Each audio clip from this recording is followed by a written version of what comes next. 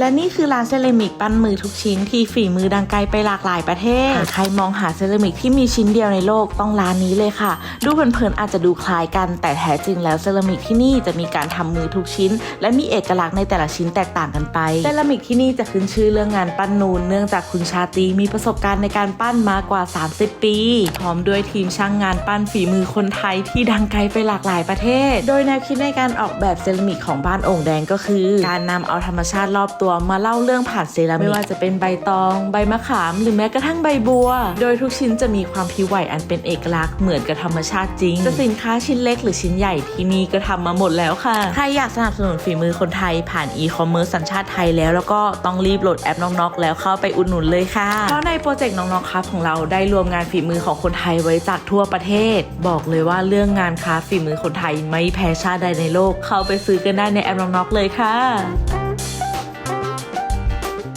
Knock knock